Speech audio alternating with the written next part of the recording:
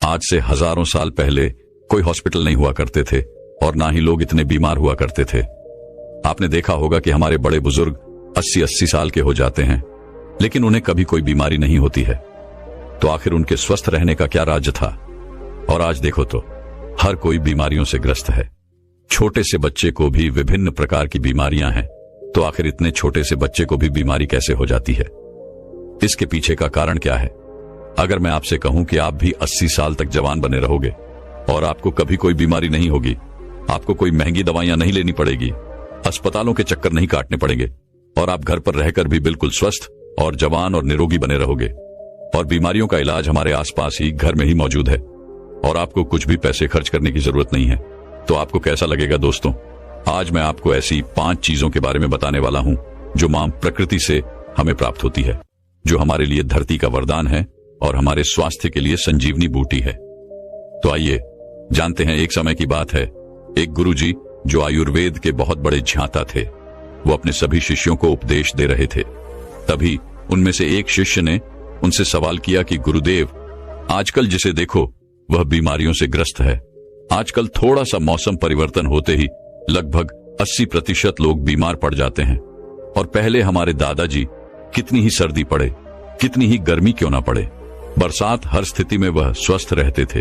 उन्हें कभी किसी प्रकार का कोई रोग नहीं होता था। लेकिन आजकल सभी लोग बीमारियों से ग्रसित रहते हैं। तो गुरुदेव, ये बीमारियां आती कैसे हैं और हम इससे छुटकारा कैसे पा सकते हैं? आप हमें ऐसा कोई उपाय बताइए जिससे हम कभी बीमार ना पड़े और जो लोग इन बीमारियों से जूझ रहे हैं वो इन उपाय को अपनाकर एकदम स्वस्थ हो जाए। बहुत से ऐसे गरीब लोग हैं जिनके पास पैसे नहीं होते हैं, वो अपना इलाज महंगे अस्पतालों में नहीं करवा सकते हैं और वो इन इलाज ना करवाने की वजह से मृत्यु को प्राप्त हो जाते हैं। तो कृपया करके आप मुझे कोई ऐसा सरल सा उपाय बताइए जिससे हम सभी अष्ट पुष्प और जवान बने रहे और लंबे समय तक निरोगी बने रहे, हमें कभी भी किसी भी प्रकार की कोई बीमारी नहीं हो। शिष्य की बात सुनकर गुरु मुस्कुराए और बोले कि पुत्र, तुमने बहुत अच्छा सवाल किया है। आज मैं तुम्हें ऐसी 5 प्राकृतिक चीजों के बारे में बताऊंगा जो कि हमारे लिए धरती का वरदान है और यह हमें 20 से 25 रुपए में मिल जाएगी और यह सारी चीजें हमारे घर में मौजूद हैं और इनका उपयोग करके आप हमेशा स्वस्थ रहेंगे। आपको कभी भी कोई बीमारी नहीं होगी। जो शरीर अंदर से साफ है उसमें कभी कोई बीमारी नहीं होती है। आप स्नान करके शरीर को बाहर से तो साफ कर लेते हैं, लेकिन शरीर के अंदर जमी गंदगी को साफ नहीं करते हैं और वही गंदगी बीमारियों को उत्पन्न करती है। अगर हम शरीर में जमी गंदगी को साफ कर लेंगे तो कभी कोई रोग नहीं होगा और आप हमेशा जवान और ऊर्जावान बने रहेंगे। शरीर में जमी गंदगी को बाहर निकालने से पहले हमें यह समझना होगा कि यह गंदगी जो है वह शरीर में जमा कैसे होती है। जब हम खाना खाते हैं तो भोजन हमारे मुंह से होते हुए हमारे पेट में चला जाता है। पेट में पचने के बाद वह छोटी आंत में जाता है और फिर छोटी आंत के बाद वह बड़ी आंत में जाता है और शरीर से बाहर निकल जाता है। लेकिन हमारे पेट में पहुंचने वाला भोजन जो है वह अलग अलग समय अवधि में पचता है।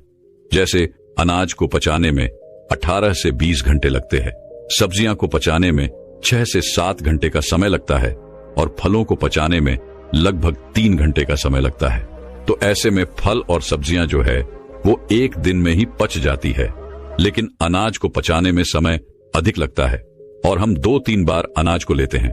तो इससे पहले वाला अनाज तो हमारा पचता है नहीं, उससे पहले हम दूसरा अनाज अपने शरीर में प्रवेश कर लेते हैं, जिससे वह जो अनाज है वह पचने की जगह सड़ने लगता है और जहां खाना सड़ता है वहां कीटाणु पैदा होते हैं, गैस बनती है। इसीलिए हमारे शरीर को अंदर से साफ करना बहुत जरूरी है। हमारे शरीर में गंदगी 3 जगह बनती है, पहले हमारी आहार नली में, दूसरा हमारे पेट में और तीसरा हमारी आंतों में। अगर इन तीनों जगह गंदगी ज्यादा समय तक जमी रहती है तो यह पूरे शरीर में फैल जाती है और बीमारियां पैदा करती हैं। जब यह गंदगी हमारी आंतों में जमती है तो यह हमारे पूरे खून को गंदा कर देती है, क्योंकि हमारी आंतें भोजन को शोषण करके हमें खून भेजती है, जिससे कि हमें न्यूट्रॉन और ऊर्जा मिलती है। लेकिन जब हमारी आंत गंदी रहेगी तो वह खून को भी गंदा करेगी और वह गंदा खून फिर हमारे पूरे शरीर में फैल जाएगा, जिससे हमें विभिन्न प्रकार की बीमारियां हो जाएंगी, जैसे चरण रोग, कील मुहासे, अल्सर, टीबी, कैंसर और कब्ज जैसी भयंकर बीमारियां हो सकती हैं। इसीलिए इस गंदगी को साफ करना बहुत जरूरी है। फिर गुरु उन सभी शिष्यों को बताते हैं कि मैं तुम्हें आज 5 ऐसी चीजों के बारे में बताने वाला हूं जिनको अगर तुमने अपने जीवन शैली में अपना लिया तो तुम्हारे शरीर में कभी भी गंदगी जमा नहीं होगी और तुम कभी भी बीमार नहीं पड़ोगे और लंबे समय तक जवान बने रहोगे। फिर गुरु उन सभी को पहली चीज बताते हैं और कहते हैं कि सबसे पहली चीज है नीम की पत्तियां। आयुर्वेद में नीम की पत्तियां को सर्वरोग निवारण ही कहा गया है। यह हर दर्द की दवा है। नीम की पत्तियां हमारे घरों के आसपास हमें आसानी से प्राप्त हो जाती है। इनके लिए हमें पैसे खर्च करने की जरूरत नहीं पड़ती है। नीम के पत्ते न सिर्फ शारीरिक रूप से फायदा देते हैं बल्कि यह आपके दिमाग को भी शांत करती है और आपके दिमाग को मजबूत बनाने का काम भी करती है। नीम के अंदर ऐसे गुण मौजूद होते हैं जो आपको कीटाणुओं से बचाते हैं। आपके शरीर के अंदर जो कीटाणु पैदा होते हैं उनको खत्म कर देते हैं। रोजाना सुबह अगर आप नीम की 2 पत्तियों का सेवन करते हैं तो यह आपकी त्वचा के लिए फायदेमंद होता है। सुबह खाली पेट 2 नीम की पत्तियां चबाने से आपकी अल्सर, कब्ज जैसी बीमारियां दूर हो जाएंगी।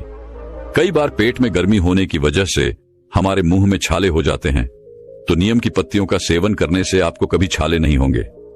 नीम की पत्तियां हमारी इम्यूनिटी पावर को भी बढ़ाती है और सुबह सुबह खाली पेट नीम का पानी पीने से हमारे खून में जमी गंदगी जो है वह बाहर निकलती है, साफ होती है और हमारे शरीर पर जितने भी मुंह पर मुंहासे हैं वह ठीक होने लगते हैं, क्योंकि वह जो फूंसी फोड़े हैं वह हमारे शरीर में जमी गंदगी के कारण होते हैं। नीम का पानी पाचन शक्ति को बढ़ाता है, साथ ही साथ पेट के अंदर कीड़े और दूसरे बैक्टीरिया को भी ये खत्म करता है। इससे पेट का इन्फेक्शन दूर हो जाता है।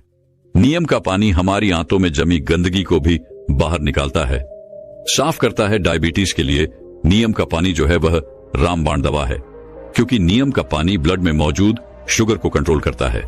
नीम का पानी पीने से बुखार, मलेरिया, डेंगू और कैंसर जैसी बीमारियां आपकी आसपास भी नहीं भटकती हैं। नीम का पानी आपकी त्वचा के लिए भी बहुत महत्वपूर्ण है। इससे आपकी त्वचा जवान बनी रहती है, चेहरे पर चमक आती है। नीम की पत्तियों का लेप अगर आप अपने चेहरे पर लगाते हैं तो चेहरे पर मौजूद सभी दाग धब्बे खत्म हो जाते हैं। अब आपको नीम का पानी कैसे बनाना है इसके बारे में भी जान लो। 1 गिलास गर्म पानी करो, उसमें नीम के पत्ते डाल दो। जब वह पानी हरा हरा हो जाए और आधा रह जाए तो उसे छान लो। वह पीने के लिए थोड़ा कड़वा हो सकता है, तो आप उसमें शहद मिला सकते हैं। लेकिन ध्यान रहे, डायबिटीज के जो मरीज है वह पानी में शहद ना मिलाएं।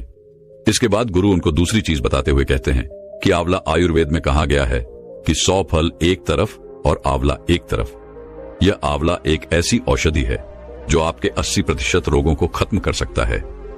अकेले इसका इस्तेमाल करने से सर से लेकर पांव तक हर चीज जवान हो जाती है। सुबह सुबह खाली पेट एक आंवला खाने से आपको कभी रोग नहीं होगा। आपकी इम्यूनिटी जो है वह बढ़ जाएगी। रोग आपके आसपास भटकना भी बंद कर देंगे। आप वृद्ध हो जाएंगे, तभी भी आपके अंदर ऊर्जा बनी रहेगी। आंवला आपकी आंखों की रोशनी को तेज करता है। पूरे साल में आंवला जो है वह 3-4 महीने आता है। आप वह हर महीने आंवला का प्रतिदिन सेवन करें।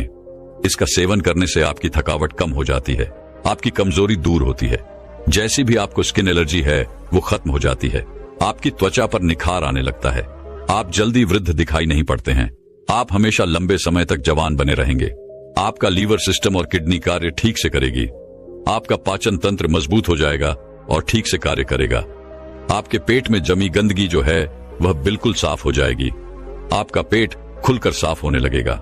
आंवला आंखों के लिए वरदान है। आपकी आंखों की रोशनी में वृद्धि होती है। वृद्धावस्था में जो मोतियाबिंद की शिकायत रहती है वह आपको कभी नहीं होगी। आंवला आपकी वात, पित्त, कफ इन तीनों दोषों को संतुलन रखता है, क्योंकि अगर यह तीनों दोष बिगड़ जाते हैं तो हमारा शरीर बीमारियों से ग्रसित हो जाता है। आंवले का सेवन हमें सर्दी, जुकाम, कैंसर, कोलेस्ट्रॉल, मोटापा जैसी भयंकर बीमारियों से बचाता है। फिर गुरु तीसरी चीज बताते हुए कहते हैं, हल्दी। आयुर्वेद में बताया गया है कि एक हल्दी लाखों लोगों की दवा है। रोज 1 गिलास पानी गर्म करो और उसमें आधा चम्मच हल्दी मिला लो और उस पानी को पी जाओ। लेकिन इस बात का ध्यान रहे कि हल्दी जो है वह घर में तैयार की हुई होनी चाहिए। बाजार से लाई हुई जो हल्दी है वह बिल्कुल शुद्ध नहीं होती है। इसलिए आप साबुत हल्दी लो और उसे घर पर ही तैयार करो और उस हल्दी का सेवन करो। ये हल्दी का पानी आपको हजारों रोगों से बचाएगा और लड़कों के लिए तो यह खासकर बहुत गुणकारी है, क्योंकि इससे वीर्य गाढ़ा होता है और उनकी शक्ति में बढ़ोतरी होती है। हल्दी का पानी हमारी आंतों के लिए, कमर दर्द के लिए बहुत ही फायदेमंद है। हल्दी का पानी आपके दिल को तंदुरुस्त रखता है, आपकी हार्ट की जो क्षमता है उसकी बढ़ोतरी करता है। आपका हार्ट जो सही से काम नहीं करता है क्योंकि खून उसमें जमने लग जाता है, रक्त की धमनियों में जो खून गाढ़ा होने लगता है, जिसके लिए डॉक्टर दवाइयां देते हैं खून को पतला करने के लिए, खून को शुद्ध करने के लिए। लेकिन इस हल्दी का पानी जो है वह आपके खून को पतला भी करेगा, शुद्ध भी करेगा और आपके खून को साफ भी करेगा। रोज सुबह हल्दी का पानी पीने से आपके चेहरे पर चमक आ जाएगी। आपके चेहरे की झुर्रियां, कील मुहासे, चेहरे से संबंधित सारी समस्याएं खत्म हो जाएंगी। इसके साथ हल्दी का पानी आपके गुर्दों को, आपके लिवर को मजबूत करता है। लिवर की कार्य क्षमता बढ़ती है, जिससे लिवर भोजन को अच्छे से पचाने का कार्य करता है और भोजन ठीक से पच जाता है तो पेट से संबंधित सभी रोग खत्म हो जाते हैं और कब्ज, अफरा, सिर दर्द, माइग्रेन, सुस्ती जैसी समस्याएं आपके आसपास भी नहीं भटकती हैं। इसीलिए आज से हजारों सालों पहले ऋषि मुनियों ने हमारी रसोई में, हमारी सब्जियां में, हमारे खान पान में हल्दी का इस्तेमाल करवाना हमें सिखा दिया। आज से हजारों साल पहले भी इसके महत्व के बारे में उन्हें पता था, इसीलिए तो उन्होंने ऐसा किया। आज हल्दी के बिना हम कोई भी सब्जी नहीं बना सकते हैं। हमें हल्दी कैंसर जैसी भयानक बीमारियों से बचाती है। यह हमारे शरीर की गठिया को ठीक करती है, जोड़ों के दर्द को ठीक करती है, थकावट को दूर करती है, मोटापा घटाती है, टेंशन, तनाव और थकान से हमें दूर रखती है। फिर गुरु चौथी चीज बताते हुए कहते हैं कि एलोवेरा हमें आसानी से उपलब्ध हो सकता है। डायबिटीज वाले मरीज के लिए यह सबसे ज्यादा लाभदायक है। सुबह खाली पेट 1-2 चम्मच एलोवेरा का जूस लेने से डायबिटीज ठीक होती है। हमारे शरीर के अंदर अगर कोई अंग सड़ जाता है या खराब हो जाता है तो डॉक्टर उसे काटने की सलाह देते हैं, लेकिन उसे भी ठीक करने की जो शक्ति है वह एलोवेरा के जूस में होती है। अगर आप उस अंग पर इस एलोवेरा पत्ते को लगाते हैं या इसकी मालिश करते हैं या फिर आप इसका जूस पीते हैं तो आपका वह अंग जो है वह कुछ दिनों में ही ठीक हो जाता है। आपके पेट के अंदर अगर कोई घाव है तो उस घाव को भी यह एलोवेरा आराम से ठीक कर सकता है। आपके कान में यदि दर्द है तो इस एलोए वेरा के रस की एक बूंद अपने कान में डाल लो, आपके कान का दर्द भी ठीक हो जाएगा। एलोए वेरा जूस पीने से चेहरे पर चमक आती है। जिनको भूख नहीं लगती उनको भूख लगने लगती है। कब्ज और पेट से संबंधित सारे रोग दूर हो जाते हैं। खून की कमी पूरी होती है। इससे मोटापा भी घटता है, जोड़ों का दर्द और कमर का दर्द भी ठीक होता है। लेकिन इस बात का ध्यान रहे कि आपको एलोवेरा का जो जूस है उसकी 3 से 4 चम्मच ही लेनी है। और हां, एक बात और ध्यान में रखें, गर्भवती महिलाएं और बच्चों को दूध पिलाने वाली महिला इसका सेवन न करे। फिर गुरु 5वीं चीज बताते हुए कहते हैं कि अंतिम चीज है फिटकरी। आयुर्वेद में फिटकरी की तुलना पारस पत्थर से की गई है। पारस पत्थर जो किसी भी चीज को होते ही उसको सोना बना देता है। अब आप खुद सोच लीजिए कि फिटकरी जो है वह कितनी मूल्यवान है। आयुर्वेद में फिटकरी का प्रयोग बहुत पुराने समय से किया जा रहा है। हर्ष तरंगे में इसे पित्त कफ का विनाशक कहा गया है। चरक संहिता में इसे बहुत ही महत्वपूर्ण स्थान मिला है। फिटकरी के इतने फायदे हैं हमारे शरीर के लिए, आप इसके फायदे सुनकर ही चौंक जाएंगे। ये एक सफेद रंग के पत्थर जैसा होता है। आपको इसे पीस कर बिल्कुल बारीक कर लेना है और रात्रि में भोजन करने के बाद 1 गिलास पानी में चुटकी भर के इस फिटकरी को मिलाना है और फिर इसे पी लेना है। एक बात का ध्यान रहे, इसे लंबे समय तक नहीं पीना है, इसे कभी कभी लेना है। फिटकरी लेने से हमारे खून में जमी गंदगी साफ होती है। यह हमारे खून को साफ करती है। हमारा जो खून है वह हमारे शरीर में बहता रहता है बिना किसी विश्राम किए, इसीलिए जहां जहां यह घूमता है वहां वहां से यह टॉक्सिन्स को बाहर निकलता है। इसीलिए फिटकरी को रक्त निवारण औषधि भी कहा गया है। जब हमें चोट लग जाती है तो हमारा खून निकलने लगता है, तो आप किसी भी दवाई को वहां पर डाल लेना या फिर कितनी भी महंगी चीज को वहां पर लगा लेना, आपका खून नहीं रुकेगा। और इस फिटकरी को लगाने से वह खून तुरंत रुक जाता है। वहां पर खून का एक थक्का बन जाता है जिससे हमारे शरीर का खून बहना बंद हो जाता है, जिससे हमारे शरीर के अंदर खून की कमी नहीं होती है। आंखों की परेशानी हो, लिवर की परेशानी हो, उनके लिए भी यह रामबाण औषधि है। जो लोग नशा करते हैं, दारू पीते हैं, सिगरेट पीते हैं, जिसकी वजह से उनके मुंह में, लंग्स में टॉक्सिन्स पैदा हो गए, तो इसको लेने से वो टॉक्सिन्स खत्म हो जाते हैं। होठ पर कोई घाव हो, आंख में कोई घाव हो, पाइल्स की प्रॉब्लम हो, शरीर के अंदर किसी भी प्रकार का टॉक्सिन हो, उसे बाहर निकालन में यह रामबाण होती है। मुंह में छाले हुए हो, मसूड़े फूल गए हो, दांतों में किसी भी प्रकार का दर्द हो तो पानी में एक चुटकी फिटकरी मिला लें और उससे कुल्ला कर लें। आपका दर्द खत्म हो जाएगा। खांसी हो, जुकाम हो, बहुत ज्यादा कॉफ बढ़ गया हो तो फिटकरी का एक चुटकी भर इस्तेमाल करने से आपका पुराने से पुराना कॉफ भी ठीक हो जाएगा। और एक बात का हमेशा ध्यान रहे कि बच्चों को दूध पिलाने वाली महिला और गर्भवती महिला इसका सेवन ना करें। इसके बाद गुरु सभी शिष्यों को कहते हैं कि बच्चों, यह 5 ऐसे पदार्थ हैं, 5 ऐसी चीज हैं जो हमें मां प्रकृति से आसानी से प्राप्त हो जाती है। और इनमें से कुछ चीजें तो हमारे घर पर पहले से मौजूद होती हैं और कुछ जो है वो 10-20 रुपए की मिलती है। ये चीज होने को तो बहुत सस्ती है, लेकिन ये आपकी लाखों की दवाइयां से भी बहुत महंगी है। जो काम आपकी लाखों की दवाइयां नहीं कर सकती, वह काम ये 10-20 रुपए की चीजें कर सकती हैं। जिन लोगों ने इनका पालन किया उन्हें कभी किसी प्रकार का रोग नहीं होगा। वह लंबे समय तक जवान, निरोगी और अष्ट पुष्प बने रहेंगे।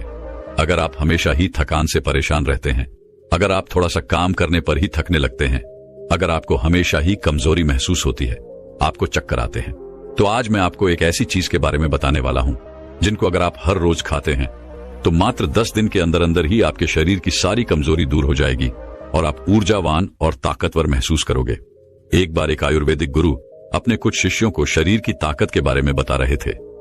उन्होंने अपने शिष्यों को कहा कि अगर तुम सुबह सुबह ये एक चीज खा लोगे तो कभी भी शरीर में कमजोरी नहीं होगी। वह गुरु सभी शिष्यों से कहते हैं कि बेटा, हमारे शरीर में कमजोरी तब होती है जब हमारे शरीर में किसी चीज की कमी होती है, लेकिन अगर तुम अपने शरीर की कमी को ढूंढकर उसकी पूर्ति कर लेते हो तो तुम्हारे शरीर में फिर से ताकत आ जाती है। देखिए, शरीर की ताकत को बढ़ाने के लिए सबसे जरूरी क्या है, पहले उसके बारे में बात करते हैं। पहला, अगर आपके शरीर में लोहे की कमी है तो आपका शरीर कभी भी ऊर्जावान नहीं रह सकता है।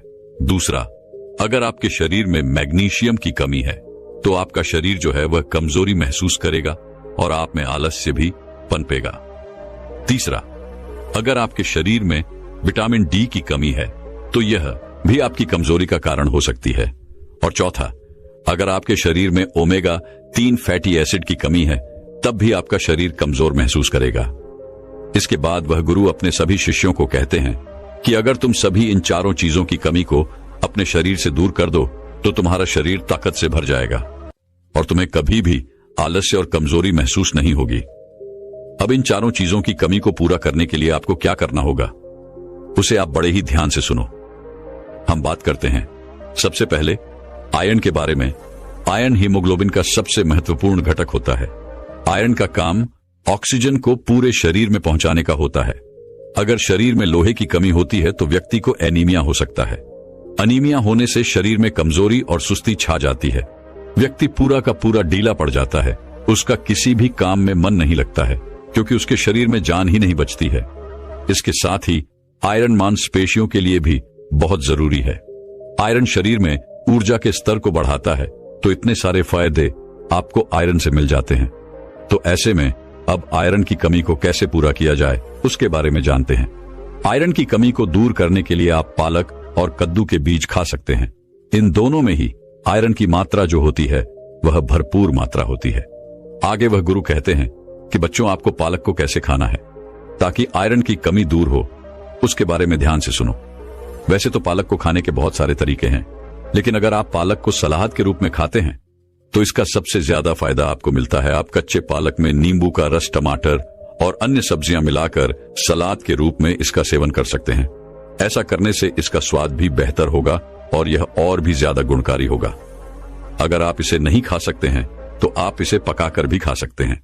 अगर आप इसे पकाकर खाएंगे तो कच्चे पालक के मुकाबले आप पका हुआ पालक ज्यादा खा पाएंगे, जिससे आपको ज्यादा फायदे इसके मिलेंगे। आप इसे अलग अलग चीजों के साथ पकाकर खा सकते हैं, जैसे पालक पनीर, पालक पराठा या फिर पालक का सूप। इसके अलावा आप पालक का जूस बनाकर भी इसका सेवन कर सकते हैं। इसे अन्य फल सब्जियों के साथ मिलाकर एक स्वस्थ और पोषक जूस भी आप बना सकते हैं। आगे वो गुरु कहते हैं कि बेटा, अगर आप पालक को नींबू के साथ, टमाटर के साथ या संतरे के साथ या फिर खट्टे फलों के साथ लेते हैं तो यह आपको और भी ज्यादा फायदा देता है। लेकिन अगर आप कुछ गलतियां करते हैं तो आप चाहे कितना भी पालक खा लें या फिर कुछ भी खा लें, आपके शरीर में आयरन की कमी कभी भी पूरी नहीं हो पाएगी। जैसे कि अगर आप भोजन के साथ चाय और कॉफी लेते हैं या फिर खाना खाने के तुरंत बाद आप चाय या फिर कॉफी पीते हैं, तो ऐसा करना आपके लिए बहुत ही खतरनाक साबित हो सकता है, क्योंकि यह गलती आपके शरीर से आयरन को सोख लेगी और आयरन की कमी को कभी भी पूरा नहीं होने देगी। तो ऐसी गलतियां करने से आप बचे। आयरन की कमी को दूर करने का तरीका मैंने आपको बता दिया है। आइए अब जानते हैं हमारी दूसरी चीज मैग्नीशियम के बारे में। इसका क्या महत्व है और इसकी कमी को दूर करने के लिए आपको क्या करना होगा। मैग्नीशियम आपकी मांसपेशियों की कार्य क्षमता को बढ़ाता है। ये मांसपेशियों के तत्वों को सही ढंग से काम करने में मदद करता है, जिससे मांसपेशियों की ताकत और सहन शक्ति बढ़ती है। मैग्नीशियम एटीपी के निर्माण में मदद करता है, जो कि शरीर की ऊर्जा का मुख्य स्रोत है। पर्याप्त मैग्नीशियम के बिना ऊर्जा उत्पादन कम होता है, जिससे थकान और कमजोरी होती है। कुल मिलाकर मैग्नीशियम आपके शरीर में ऊर्जा बढ़ाने का और आपकी हड्डियों को ताकतवर बनाने का काम करता है। आगे वो गुरु कहते हैं कि बच्चों, मैग्नीशियम के लिए आप वैसे तो बहुत सारी चीजें खा सकते हैं, लेकिन मैं तुम्हें कुछ महत्वपूर्ण चीजों के बारे में बताता हूं जो आपको आसानी से मिल भी जाएगी और आपको ज्यादा फायदे भी देगी। जैसे कि मैंने आयरन की कमी को पूरा करने के लिए पालक और कद्दू के बीज बताए थे, वैसे ही ये दोनों चीजें आपको मैग्नीशियम की भरपाई करने में भी सहायता प्रदान करेगी। ये दोनों चीजें आप यहां भी खा सकते हैं। इनके अलावा आप और भी हरे पत्तेदार सब्जियां खा सकते हैं। नट्स और बीज में आप कद्दू के बीज, अलसी के बीज, तिल के बीज, चाया के बीज और बादाम खा सकते हैं। ये सभी चीजें आपको मैग्नीशियम भरपूर मात्रा में देगी। इनके अलावा आप दाल में मसूर और चने की दाल भी खा सकते हैं। इनमें भी आपको मैग्नीशियम अच्छी मात्रा में मिलता है। इनके अलावा चावल, ओट्स और केले में भी आपको मैग्नीज अच्छी मात्रा में मिल जाता है। आप मैग्नीशियम की पूर्ति के लिए इन सभी चीजों में से कुछ भी खा सकते हैं। जो भी आप खाना चाहे वह आप खा सकते हैं। इन चीजों को खाकर आप मैग्नीशियम को बढ़ा सकते हैं और अपने शरीर में ऊर्जा और ताकत को बढ़ा सकते हैं। लेकिन कुछ गलतियां अगर आप यहां पर करेंगे तो आप चाहे कुछ भी खा लें, लेकिन कभी भी मैग्नीशियम की पूर्ति नहीं कर पाएंगे और अपने शरीर की ताकत को कभी नहीं बढ़ा पाएंगे। वह गलतियां नमन है। अत्यधिक शराब का सेवन करना, ज्यादा कैफीन का सेवन करना, गलत चीजें जैसे जंक फूड, फास्ट फूड का सेवन करना आपके मैग्नीशियम स्तर को नहीं बढ़ने देता है। इसके अलावा अगर आप मीठी चीजें ज्यादा खाते हैं तो वह भी आपके लिए ज्यादा नुकसानदायक होती है, क्योंकि अत्यधिक चीनी का सेवन शरीर में मैग्नीशियम की कमी के कारण बनता है, क्योंकि चीनी के पाचन के लिए अधिक मैग्नीशियम की आवश्यकता होती है। ऐसे में अगर आप चीनी का ज्यादा सेवन करेंगे तो उसको पचाने में शरीर का बहुत सारा मैग्नीशियम लग जाएगा और शरीर में मैग्नीशियम की कमी हो जाएगी। तो मैग्नीशियम को बढ़ाने के लिए जो मैंने चीजें बताई हैं, उनमें से 2 या फिर 3 चीज का इस्तेमाल आप कर सकते हैं, और जो गलतियां आपके शरीर से मैग्नीशियम को नष्ट करती हैं उनको आपको छोड़ना होगा। इसके आगे वो गुरु कहते हैं कि आइए अब जानते हैं विटामिन डी को बढ़ाने के लिए आपको क्या करना होगा और विटामिन डी का हमारे शरीर की ऊर्जा और ताकत बढ़ाने से क्या नाता है। देखिए बच्चों, अगर किसी व्यक्ति की हड्डियां मजबूत हैं तो उस व्यक्ति का शरीर भी मजबूत है। विटामिन डी आपकी हड्डियों को मजबूत करता है, क्योंकि यह कैल्शियम अवशोषण का काम करता है, और अगर आपके शरीर में कैल्शियम अच्छे से लगेगा तो आपकी हड्डियां मजबूत होंगी। पर्याप्त विटामिन डी के बिना कैल्शियम का शोषण कम हो सकता है, जिससे हड्डियां कमजोर हो जाती हैं और फ्रैक्चर होने का खतरा बढ़ जाता है। विटामिन डी ऊर्जा स्तर को बढ़ाने में काफी मदद करता है। विटामिन डी ह्यूमन सिस्टम को मजबूत करता है। एक मजबूत ह्यूमन सिस्टम शारीरिक थकान और बीमारियों से बचाने में मदद करता है, जिससे शारीरिक ताकत बनाए रखने में सहायता मिलती है। आगे वह गुरु कहते हैं कि बच्चों, विटामिन डी के लिए सबसे बढ़िया स्रोत सूर्य का प्रकाश है। यह एक प्राकृतिक तरीका है विटामिन डी की आपूर्ति करने का। लेकिन सूर्य का प्रकाश किस समय ले, कितना ले और कैसे ले, यह सब जान लेना भी बहुत जरूरी हो जाता है। बिना यह जाने आप सूर्य प्रकाश का लाभ लेने की जगह नुकसान की चपेट में आ सकते हैं। सबसे पहले इसका सही समय क्या है, उसके बारे में जानते हैं। विटामिन डी के लिए सबसे अच्छा समय सुबह 10 बजे से लेकर दोपहर 3 बजे तक होता है। इस समय के दौरान सूर्य की यूवीबी किरणें सबसे ज्यादा प्रभावी होती हैं, जो विटामिन डी उत्पादन में मदद करती हैं। और अगर बात करें इसकी अवधि की, तो यह अलग अलग त्वचा के लिए अलग अलग रखी गई है। गोरी त्वचा वाले लोगों को लगभग 10 से 30 मिनट प्रतिदिन सूर्य के प्रकाश में रहना चाहिए, और सांवली या फिर गहरी त्वचा वाले लोगों को अधिक समय लगभग 30 मिनट से लेकर 2 घंटे तक सूर्य के प्रकाश में बिताने चाहिए, क्योंकि उनकी त्वचा में मेलानिन्स ज्यादा होता है, जो विटामिन डी के उत्पादन को धीमा करता है। हर दिन त्वचा के हिसाब से 10 से लेकर 30 मिनट तक सूर्य से प्रकाश लेना उचित माना गया है। यह काम आप हर रोज कर सकते हैं, लेकिन अगर संभव ना हो तो हफ्ते में 3 से 4 बार अवश्य करें। और अंत में हम बात करते हैं कि सूर्य का प्रकाश हमें कैसे लेना चाहिए। तो उसके लिए आपको अपने चेहरे, हाथ और पैरों को बिल्कुल सीधा सूर्य की रोशनी के संपर्क में रखना होगा। आपका चेहरा, हाथ और पैरों पर किसी भी तरह का कोई भी कपड़ा नहीं होना चाहिए। विटामिन डी प्राप्त करने के लिए सूर्य के प्रकाश का उचित प्रयोग करने से हड्डियों और मांसपेशियों की ताकत बढ़ाने में मदद मिलती है। सही समय, अवधि और आवृत्ति का पालन करके आप स्वस्थ विटामिन डी का स्तर बनाए रख सकते हैं।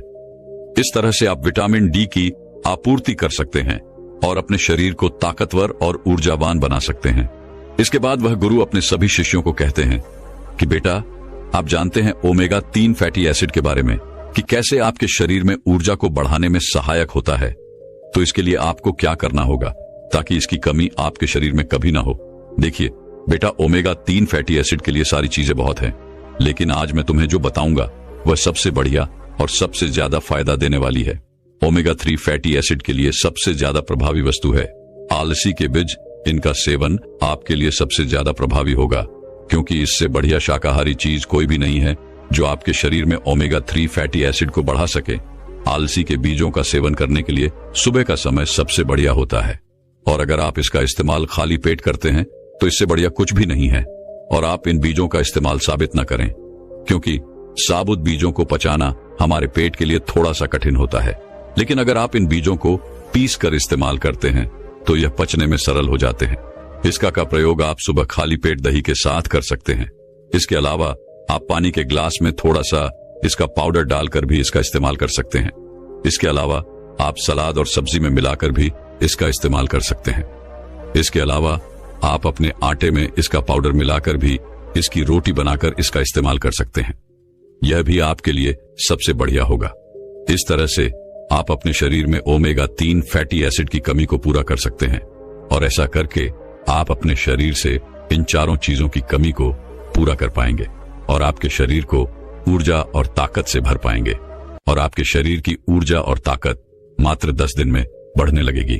आगे वह गुरु कहते हैं कि बच्चों, मैंने आपको यह तो बता दिया है कि अपने शरीर की ताकत को और ऊर्जा को बढ़ाने के लिए आपको क्या खाना चाहिए, लेकिन अब बेटा, मैं आपको यह बताने वाला हूं कि आप ऐसा कैसा नुस्खा तैयार कर जिसमें यह सभी पोषक तत्व हो, जिससे एक बार में ही आपका शरीर सारी चीजों की आपूर्ति कर पाए। बेटा, इसके लिए मैं तुम्हें एक नुस्खा बताता हूं। उसके लिए तुम्हें 1/4 पिसी हुई अलसी के बीज, 2 चम्मच चिया सीड्स, आधा कप पीनट बटर, आधा कप शहद और आधा कप सूखे मेवे, जिसमें काजू, बादाम और अखरोट का इस्तेमाल आप कर सकते हैं। इन सभी चीजों को लेने के बाद सबसे पहले अलसी के बीजों को, सूखे मेवे को, चिया सीड्स को मिक्सी की मदद से पीस लें। इसके बाद इसमें शहद और पीनट बटर को डाल दें। इसके बाद इन सभी को अच्छे से मिला लें और मिलने के बाद इन्हें मिक्सी से बाहर निकाल लें और इनकी छोटे छोटे टुकड़े करके इनकी गोलियां बना लें। सभी गोलियां बनने के बाद इन्हें एक प्लेट में डालकर थोड़ी देर के लिए फ्रिज में रख दें, ताकि यह अच्छे से सेट हो जाए, और इनका सेवन आप रोजाना सुबह खाली पेट कर सकते हैं। और गोलियां खत्म होने के बाद आप इन्हें वापस से फिर से बना सकते हैं। इन गोलियों से आपको स्वास्थ्य से संबंधित बहुत सारे लाभ मिलेंगे, क्योंकि इनमें बहुत सारे पोषक तत्व मौजूद हैं, जैसे कि इसमें प्रोटीन है। पीनट बटर और सूखे मेवे प्रोटीन से भरपूर होते हैं, जो मांसपेशियों को मजबूत बनाने में मदद करते हैं। इनमें फाइबर भी मौजूद है। अलसी के बीज और चिया सीड्स फाइबर प्रदान करते हैं, जो पाचन तंत्र को स्वस्थ रखते हैं। इसमें ओमेगा 3 फैटी एसिड भी मौजूद है। अलसी के बीज और चिया सीड्स से मिलने वाले ओमेगा 3 फैटी एसिड शरीर की सूजन को कम करने और ऊर्जा को बढ़ाने में सहायक होते हैं। तो इस तरह से आप अपने शरीर को पूरी तरह से ऊर्जावान बना सकते हैं और अपने शरीर की कमजोरी को हमेशा हमेशा के लिए दूर कर सकते हैं और एक ऊर्जावान और खुशहाल जीवन जी सकते हैं। कल्पना करें, एक छोटा सा गांव जहां सूरज की पहली किरण के साथ ही पक्षियों का कलरव गूंजता था, पर गांव के लोगों का जीवन मुश्किलों से भरा था। लोग तरह तरह की बीमारियों से जूझ रहे थे। सुबह होते ही किसी के सिर में दर्द, किसी की पीठ में तकलीफ और कोई तो इतना कमजोर था कि बिस्तर से उठ भी नहीं पाता। इसी गांव में एक आदमी था, धुंधीराम। उसकी आदत थी कि वह हमेशा शिकायत करता रहता। अरे ये सूरज भी रोज जलाने आता है, इतनी गर्मी क्यों है, या रात में इतनी ठंड क्यों थी, मेरी कमर टूट गई। गांव वाले उसे चिढ़ाते और कहते, धुंधीराम, भगवान ने तुम्हें क्यों बनाया? वह गुस्से में कहता, भगवान ने मुझे नहीं, मुझे तो बीमारियों ने बनाया है। लेकिन सब कुछ बदलने वाला था, क्योंकि इस गांव में एक दिन पहुंचे स्वयं गौतम बुद्ध। गौतम बुद्ध ने गांव के बीचों बीच एक बड़ा पेड़ देखा। वहां उन्होंने अपनी चटाई बिछाई और ध्यान करने लगे। लोग धीरे धीरे उनकी ओर खींचे चले आए। उनके चेहरे की शांति और करुणा ने सभी को आकर्षित किया। गांव के मुखिया ने बुद्ध से कहा, भगवान, हमारे गांव के लोग बीमार हैं, हर दिन किसी न किसी की तबीयत खराब होती है, कृपया हमें स्वस्थ जीवन का कोई रहस्य बताएं। बुद्ध मुस्कुराए और बोले, क्या आप सच में जानना चाहते हैं कि सुबह का पहला काम क्या होना चाहिए जो आपको बीमारियों से दूर रखेगा? लोगों ने उत्सुकता से सिर हिलाया, लेकिन बुद्ध ने जवाब देने से पहले एक शर्त रखी। उन्होंने कहा, जो व्यक्ति मेरे बताए उपाय को 7 दिन तक करेगा वही मेरी इस सीख को समझेगा, पर यह आसान नहीं होगा। धुंधीराम, जो हमेशा शिकायत करता था, तुरंत बोला, भगवान मुझे बताइए, मैं यह उपाय जरूर करूंगा। मैं देखता हूं कि आपकी बातें कितनी असर करती हैं। बुद्ध ने उसकी ओर देखा और मुस्कुराए। उन्होंने कहा, ठीक है, सुबह उठते ही एक काम करो, पवित्र मन और ताजा विचारों के साथ अपने शरीर को पानी दो। रोजाना सूरज उगने से पहले एक लोटा पानी अपने सिर से नीचे डालो। यह न केवल शरीर को साफ करेगा बल्कि तुम्हारे मन को भी शुद्ध करेगा। लोग इस उपाय को सुनकर हैरान रह गए। किसी ने पूछा, सिर्फ पानी डालने से क्या फर्क पड़ेगा? बुद्ध ने कहा, फर्क महसूस करना चाहते हो तो इसे करो, सवाल करना छोड़ो और अनुभव पर भरोसा करो। धुंधीराम ने अगली सुबह सूरज उगने से पहले पानी डालने की कोशिश की। ठंडा पानी उसके सिर से बहते ही वह जोर से चिल्लाया, हाय राम, ये तो जान ले लेगा। लेकिन कुछ ही मिनटों में उसने महसूस किया कि उसका सिर हल्का हो गया है। उसकी थकान गायब हो गई। 7 दिन के भीतर वह गांव के सबसे ऊर्जावान इंसान बन गया। अब वह सुबह उठते ही शिकायत नहीं करता, बल्कि गांव वालों से कहता, उठो, सूरज उगने वाला है, चलो पानी डालते हैं। धीरे धीरे पूरे गांव ने बुद्ध की इस सीख को अपनाया। लोग अब बीमारियों से दूर हो गए। गांव में शांति और खुशहाली लौट आई। गौतम बुद्ध ने जाते जाते गांव वालों से कहा, यह केवल पानी डालने का उपाय नहीं है, यह तुम्हारे शरीर को शुद्ध करने और मन को शांत करने का एक मार्ग है। हर दिन की शुरुआत शुद्धता और सकारात्मकता से करो और जीवन भर स्वस्थ रहोगे। यह कहानी हमें सिखाती है कि छोटी छोटी आदतें बड़े बदलाव ला सकती हैं। गौतम बुद्ध के सुझाव के बाद गांव की दिनचर्या पूरी तरह बदल चुकी थी। हर कोई सूरज उगने से पहले उठता, पानी से खुद को शुद्ध करता और दिन की शुरुआत सकारात्मक विचारों के साथ करता। लेकिन कहानी यहां खत्म नहीं होती। गांव की खुशहाली और स्वास्थ्य का राज आसपास के गांवों में चर्चा का विषय बन गया। एक दिन गांव में एक साधु आया जो बाहर के क्षेत्रों में अपनी विद्वता और जड़ी बूटियों के ज्ञान के लिए प्रसिद्ध था। उसका नाम वज्रसेन था। उसने देखा कि गांव के लोग स्वस्थ और खुशहाल हैं, जबकि बाकी जगहों पर बीमारियां और दुख फैले हुए हैं। उसने मुखिया से पूछा, तुम्हारे गांव में ऐसा क्या है जो बाकी जगह नहीं है? मुखिया ने मुस्कुराते हुए बुद्ध का किस्सा सुनाया और कहा, यह सब उनकी एक सरल शिक्षा से हुआ है, सुबह उठकर पानी का शुद्धिकरण और सकारात्मक सोच। वज्रसेन को यह सुनकर आश्चर्य हुआ। उसने चुनौतीपूर्ण स्वर में कहा, यह तो बहुत साधारण उपाय है, इससे इतने बड़े बदलाव कैसे हो सकते हैं? मुखिया ने वज्रसेन को बुद्ध के पास ले जाने का फैसला किया। बुद्ध अभी भी गांव के पास एक पेड़ के नीचे ध्यान में लीन थे। वज्रसेन ने बुद्ध से कहा, भगवान, मैं भी कई गांवों में ज्ञान फैलाता हूं, लेकिन आपकी यह छोटी सी शिक्षा कैसे इतनी प्रभावी हो सकती है? बुद्ध ने मुस्कुराते हुए कहा, साधारण दिखने वाली चीजें अक्सर सबसे गहरा प्रभाव डालती हैं। पानी केवल शरीर को शुद्ध नहीं करता, यह मन और आत्मा को भी शुद्ध करता है। लेकिन असली बदलाव मन से शुरू होता है। यह आदत सिर्फ एक प्रतीक है, असली स्वास्थ्य तो आत्म अनुशासन और सकारात्मकता में है। बुद्ध ने वज्रसेन को भी यही उपाय अपनाने को कहा। वज्रसेन, जो खुद को ज्ञानी समझता था, पहले तो हिचकिचाया, लेकिन उसने सोचा, चलो मैं इसे आजमा कर देखता हूं। अगले दिन सूरज उगने से पहले वज्रसेन ने खुद पर पानी डाला। जैसे ही पानी उसके सिर से बहा, उसे लगा कि उसके विचार साफ हो रहे हैं। उसे अपने घमंड और अहंकार का एहसास हुआ। उसने महसूस किया कि केवल ज्ञान ही नहीं, बल्कि सरलता और अनुशासन भी उतने ही महत्वपूर्ण हैं। वज्रसेन ने इस अनुभव को स्वीकार किया और बुद्ध से माफी मांगी। उसने कहा, आपकी शिक्षा ने न केवल मेरा शरीर बल्कि मेरी आत्मा को भी शुद्ध कर दिया। मैं इसे हर जगह फैलाऊंगा। धीरे धीरे यह शिक्षा और भी गांवों में फैलने लगी। लोग सुबह की शुद्धता के महत्व को समझने लगे।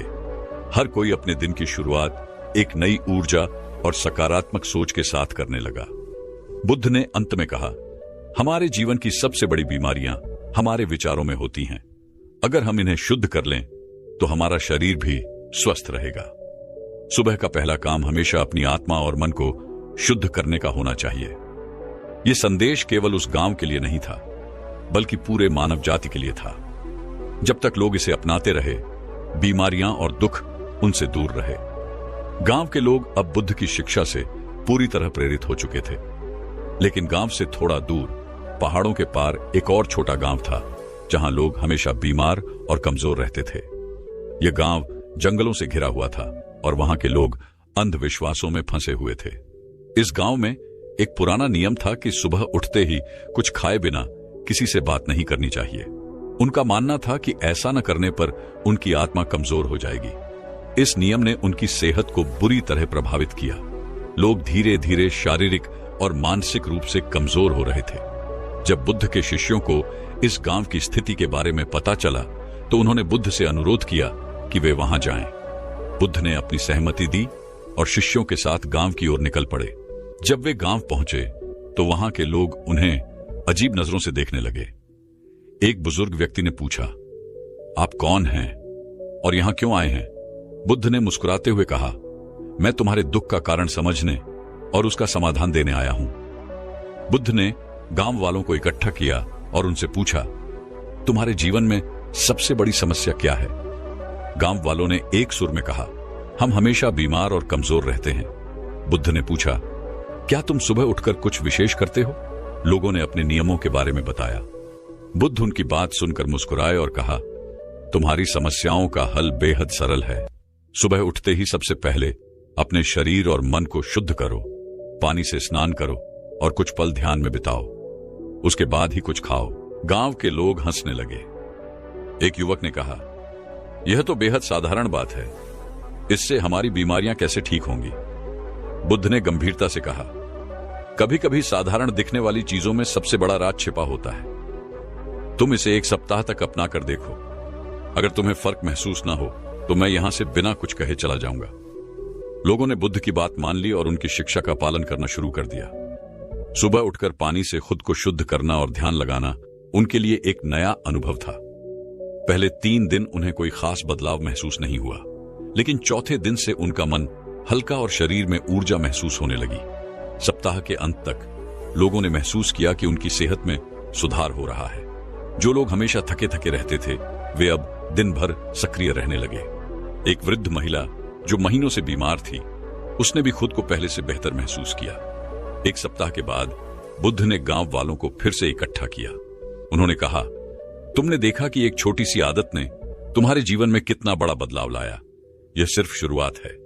अगर तुम इसे अपनी दिनचर्या का हिस्सा बना लो तो तुम्हें कभी बीमारियों का सामना नहीं करना पड़ेगा। उस गांव के लोग अब बुद्ध के अनुयायी बन गए। उन्होंने अपनी पुरानी परंपराओं को छोड़ दिया और नई स्वस्थ आदतों को अपनाया। धीरे धीरे वह गांव भी आसपास के इलाकों के लिए एक उदाहरण बन गया। गांव का जीवन अब पहले से काफी बदल चुका था। लोग खुशहाल और स्वस्थ महसूस कर रहे थे। लेकिन बुद्ध की शिक्षाएं यहीं खत्म नहीं हुई। उन्होंने गांव वालों से कहा, तुम्हारे शरीर का शुद्ध होना तभी सार्थक है जब तुम्हारा मन भी शुद्ध हो। गांव में एक व्यक्ति था जिसका नाम दामोदर था। वह बुद्ध की शिक्षाओं का पालन तो करता था, लेकिन उसके भीतर गुस्सा और असंतोष भरा रहता था। वह हमेशा दूसरों से झगड़ता और छोटी छोटी बातों पर नाराज हो जाता। उसने एक दिन बुद्ध से पूछा, हे महान, मैंने आपकी हर शिक्षा का पालन किया। मैं सुबह उठकर खुद को शुद्ध करता हूं, ध्यान करता हूं, फिर भी मैं खुश नहीं हूं। ऐसा क्यों?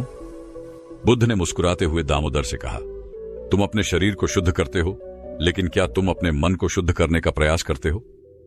दामोदर ने चौंकते हुए पूछा, मन को कैसे शुद्ध किया जा सकता है? बुद्ध ने एक गहरी सांस ली और कहा, गुस्सा, ईर्ष्या और लालच को त्यागना ही मन की शुद्धि है। यह तब संभव है जब तुम क्षमा करना सीखो। बुद्ध ने दामोदर को एक कड़ा लेकिन अद्भुत अभ्यास दिया। उन्होंने कहा, तुम इस गांव में जिनसे भी नाराज हो उनसे जाकर माफी मांगो। दामोदर को यह बात अजीब लगी। उसने कहा, मुझे क्यों माफी मांगनी चाहिए? गलती तो उनकी थी। बुद्ध ने मुस्कुराते हुए कहा, माफी मांगना अपने अहंकार को त्यागने का पहला कदम है। जब तुम अपने अहंकार को त्यागोगे तब तुम्हारा मन हल्का होगा और शुद्ध हो सकेगा। दामोदर ने बुद्ध की बात मानी और उसने गांव के हर उस व्यक्ति से माफी मांगनी शुरू की जिनसे उसने कभी झगड़ा किया था। कुछ लोगों ने उसका मजाक उड़ाया, लेकिन कुछ ने उसकी माफी को दिल से स्वीकार किया। एक दिन दामोदर ने महसूस किया कि जो लोग उसका मजाक उड़ा रहे थे वे उसके बारे में सोचने में अपना समय बर्बाद कर रहे थे, जबकि उसे खुद में एक अजीब सी शांति महसूस हो रही थी। दामोदर ने बुद्ध से कहा, हे महान, मैंने अपने भीतर के गुस्से और ईर्ष्या को त्याग दिया है। अब मेरा मन पहले से बहुत हल्का और शांत है। बुद्ध ने मुस्कुराते हुए कहा, अब तुमने असली खुशी को समझा है। शरीर की शुद्धि और मन की शुद्धि साथ में चलती है। जब दोनों शुद्ध होते हैं तभी जीवन में सच्ची समृद्धि और स्वास्थ्य आता है। धीरे धीरे दामोदर की यह कहानी पूरे गांव में फैल गई। लोगों ने समझा कि शारीरिक शुद्धि के साथ साथ मानसिक शुद्धि भी जरूरी है। उन्होंने अपने गुस्से और द्वेष को छोड़कर क्षमा और प्रेम को अपनाया। अब वह गांव सिर्फ एक स्वस्थ जगह ही नहीं था, बल्कि एक ऐसा स्थान बन चुका था जहां लोग खुशहाल और शांतिपूर्ण जीवन जीते थे। गांव के लोग अब सुबह उठने की बुद्ध की शिक्षा को अपने जीवन का हिस्सा बना चुके थे, लेकिन बुद्ध ने उन्हें यह एहसास दिलाया कि सुबह का समय केवल शरीर की शुद्धि और मानसिक शांति के लिए नहीं है, बल्कि इसे जीवन के हर पहलू को बेहतर बनाने का माध्यम बनाया जा सकता है। एक दिन एक युवा लड़का जिसका नाम आनंद था बुद्ध के पास आया। वह चिंतित और निराश लग रहा था। उसने बुद्ध से कहा, हे प्रभु, मैं सुबह उठता हूं, ध्यान करता हूं, अपना शरीर शुद्ध रखता हूं, लेकिन मैं अपने जीवन में उत्साह महसूस नहीं करता। मेरे सपने अधूरे हैं। क्या सुबह उठने की यह आदत सिर्फ स्वास्थ्य के लिए है या इससे जीवन के अन्य पहलू भी सुधारे जा सकते हैं? बुद्ध ने मुस्कुराते हुए आनंद से कहा, सपनों को पूरा करने का बीज भी सुबह की आदतों में छिपा होता है। क्या तुम जानते हो कि सुबह का समय तुम्हारे दिमाग और दिल के लिए सबसे उपयुक्त समय है? आनंद ने जिज्ञासु होकर पूछा, कैसे प्रभु? बुद्ध ने कहा, हर सुबह जब तुम ध्यान करते हो और अपने शरीर को शुद्ध करते हो तो तुम्हारे मन में सकारात्मक ऊर्जा भर जाती है। अब इस ऊर्जा का उपयोग अपने सपनों और लक्ष्यों को निर्धारित करने में करो। सुबह उठने के बाद सिर्फ सोचो नहीं, बल्कि अपने सपनों को साकार करने के लिए पहला कदम उठाओ। बुद्ध ने आनंद को एक अभ्यास करने को कहा। उन्होंने कहा, कल सुबह उठकर तुम एक काम करना, अपनी किसी एक समस्या को चुनना और सुबह के शांत समय में उसका समाधान खोजना। फिर दिन भर उस समाधान को लागू करने में जुट जाना। आनंद ने बुद्ध की बात मान ली। अगली सुबह उसने अपनी सबसे बड़ी समस्या पर ध्यान केंद्रित किया। वह हमेशा अपनी पढ़ाई को लेकर चिंतित रहता था। उसने सोचा, मैं हर दिन थोड़ा थोड़ा समय पढ़ाई के लिए निकालूंगा। सुबह का समय इस काम के लिए सबसे अच्छा होगा। आनंद ने इस आदत को अपनाना शुरू किया। उसने सुबह उठकर पढ़ाई के लिए समय निकाला और दिन भर में उसने जो सीखा उसे लागू करने की कोशिश की। धीरे धीरे उसकी पढ़ाई में सुधार होने लगा। वह पहले से ज्यादा आत्मविश्वासी और खुश महसूस करने लगा। कुछ दिनों बाद आनंद ने बुद्ध से कहा, हे महान, आपकी शिक्षाओं ने मेरी जिंदगी बदल दी। मैंने महसूस किया कि सुबह का समय सिर्फ एक शारीरिक दिनचर्या के लिए नहीं, बल्कि मेरे सपनों को साकार करने के लिए भी है। बुद्ध ने मुस्कुराते हुए कहा, सुबह का समय प्रकृति का उपहार है। यह समय सिर्फ जागने का नहीं, बल्कि खुद को बेहतर बनाने का है। जो इस समय का सही उपयोग करता है वह जीवन के हर क्षेत्र में सफलता पाता है। आनंद की यह कहानी पूरे गांव में फैल गई। लोगों ने सुबह के समय को सिर्फ एक रूटीन के रूप में नहीं, बल्कि अपने जीवन के लक्ष्यों को साधने का माध्यम बना लिया। हर व्यक्ति अपने सपनों और समस्याओं के समाधान के लिए सुबह का समय समर्पित करने लगा। आत्मविश्वासी बन चुके थे। बुद्ध ने उन्हें सिखाया कि सुबह का समय जीवन की नई शुरुआत का प्रतीक है।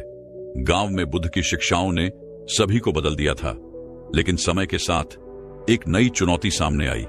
लोग सुबह की दिनचर्या और ध्यान के फायदे तो समझ गए थे, लेकिन वे इसे लंबे समय तक बनाए रखने में असमर्थ थे। कुछ दिनों तक उत्साहित रहने के बाद वे फिर से अपनी पुरानी आदतों में लौटने लगे।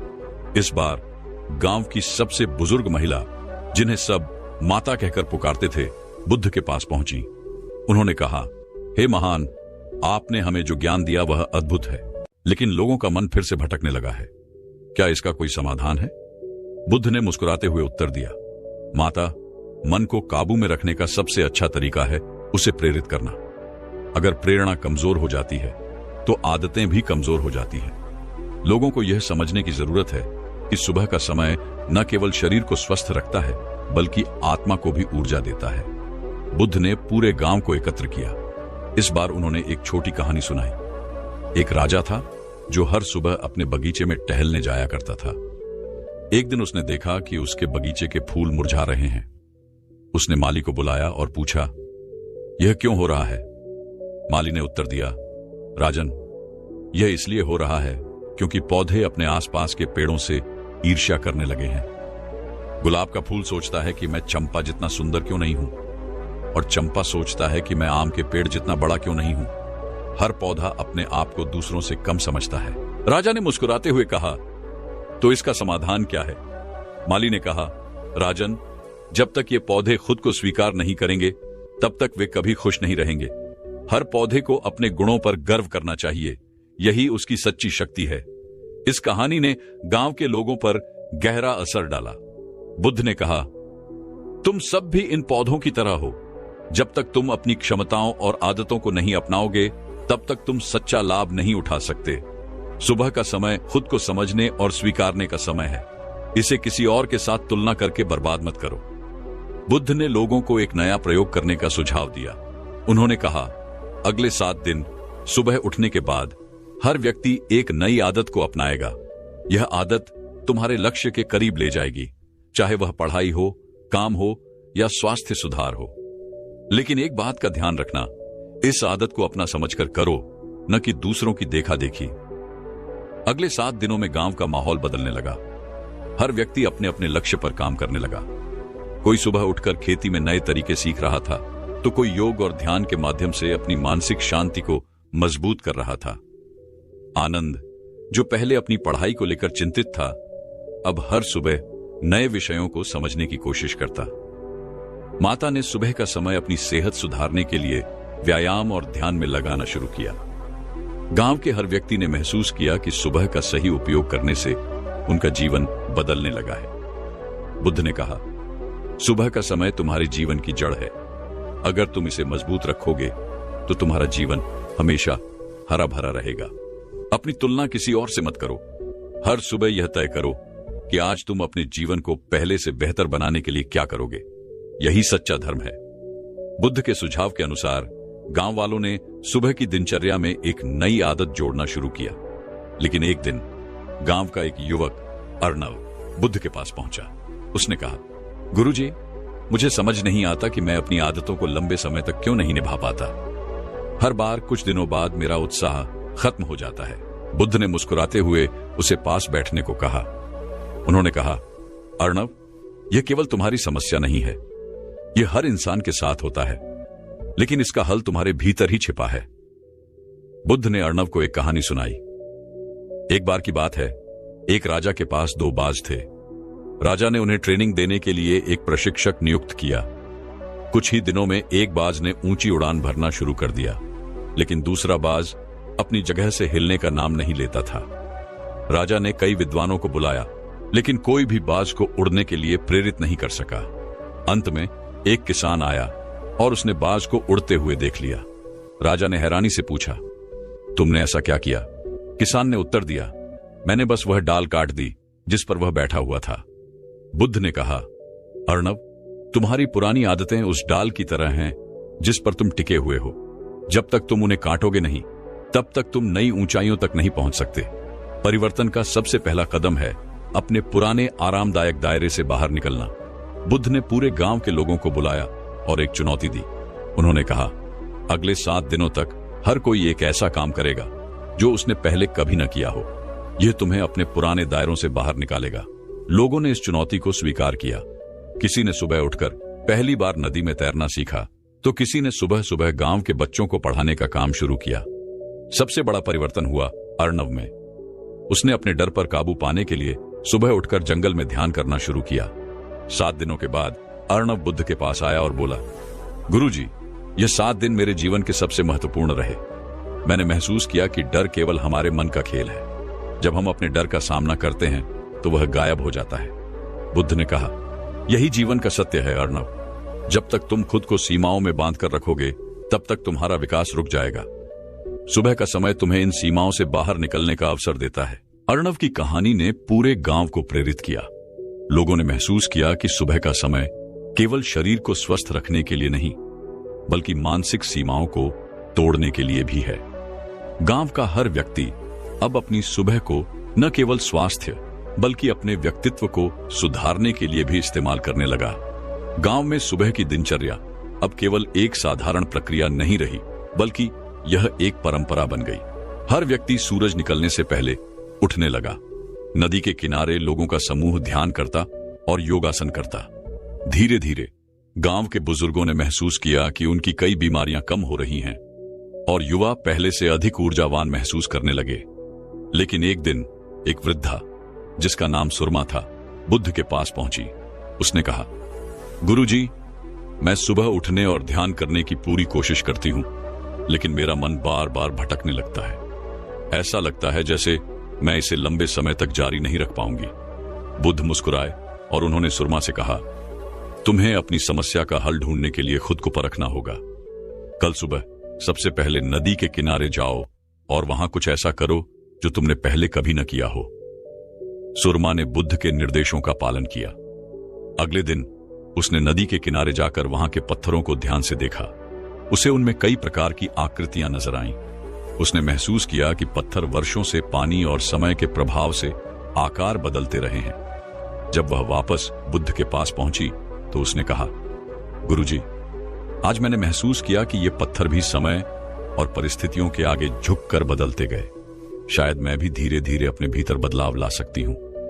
बुद्ध ने मुस्कुराकर कहा, सुरमा, यह पत्थरों का सबक है।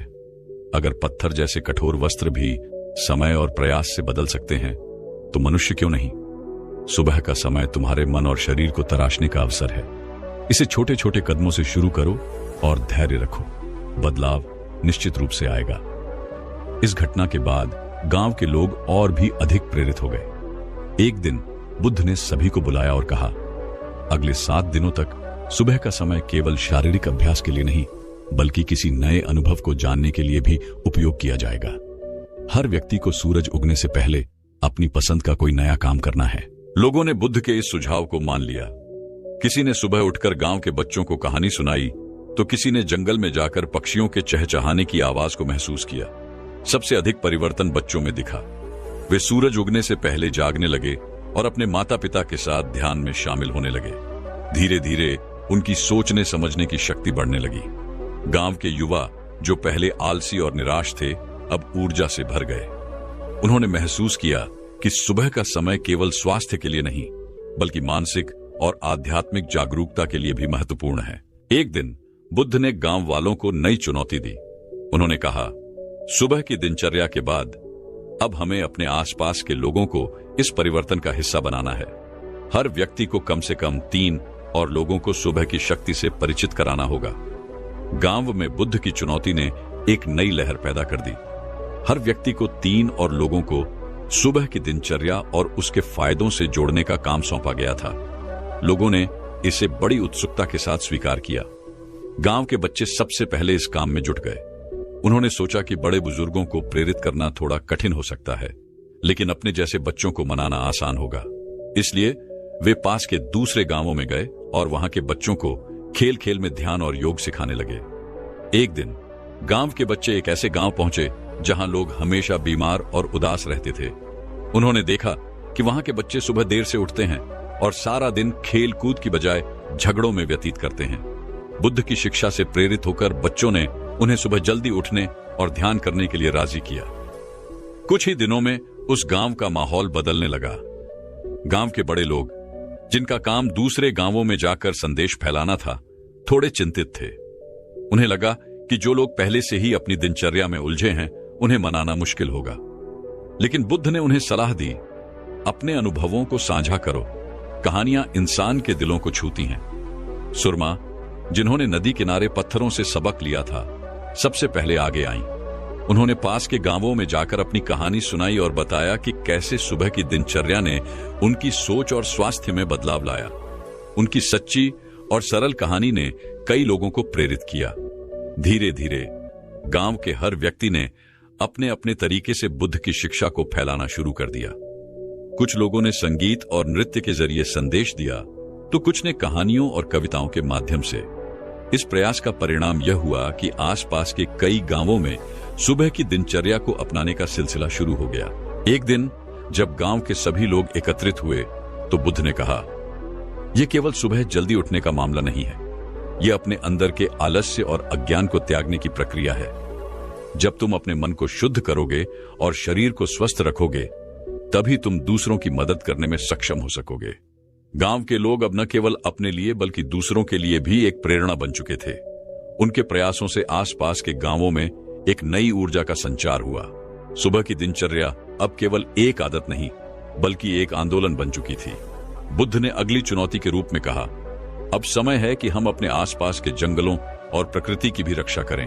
यह धरती हमें जीवन देती है, हमें इसे धन्यवाद देना सीखना होगा। अगला कदम होगा प्रकृति के साथ सामंजस्य बनाना। गांव के लोग अब बुद्ध की शिक्षाओं को जीवन का अभिन्न हिस्सा बना चुके थे। हर सुबह का आरंभ ध्यान, योग और सकारात्मक ऊर्जा के साथ होता। लोगों ने न केवल खुद को बदला, बल्कि आसपास के गांवों और प्रकृति को भी संतुलित और संरक्षित रखने का बीड़ा उठाया। एक दिन बुद्ध ने सभी को एकत्रित किया और कहा, तुम्हारी यात्रा पूर्ण हो चुकी है, लेकिन याद रखना, यह अंत नहीं है। हर सुबह एक नई शुरुआत है। जो शिक्षा तुमने सीखी है, उसे जीवन भर अपने साथ लेकर चलना और इसे दूसरों तक पहुंचाना, क्योंकि ज्ञान और अच्छाई बांटने से बढ़ती है। गांव के लोगों ने बुद्ध के चरणों में झुककर उनका धन्यवाद किया। उन्होंने महसूस किया कि यह यात्रा केवल शारीरिक और मानसिक स्वास्थ्य तक सीमित नहीं थी, बल्कि यह आत्मा की गहराई तक पहुंच चुकी थी।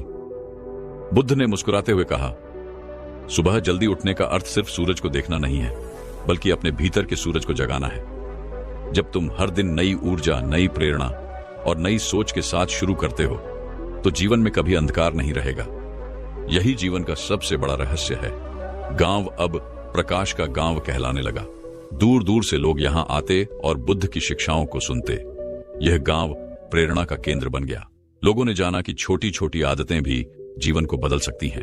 बुद्ध ने अंत में सभी को विदा देते हुए कहा, जीवन को सरल बनाओ, स्वच्छ बनाओ और हर दिन को एक नई उम्मीद के साथ जियो। यही असली सुख है। गांव के लोगों ने बुद्ध को विदा दी, लेकिन उनके शब्द और शिक्षाएं हमेशा उनके साथ रहीं। आपके चैनल बुद्ध प्रेरित पर यह प्रेरणादायक कहानी समाप्त हुई। अगर यह कहानी आपके जीवन में बदलाव लाने में सक्षम रही हो, तो इसे लाइक और शेयर जरूर करें। सब्सक्राइब करना ना भूलें, ताकि आप ऐसी और अद्भुत कहानियां सुन सकें। धन्यवाद।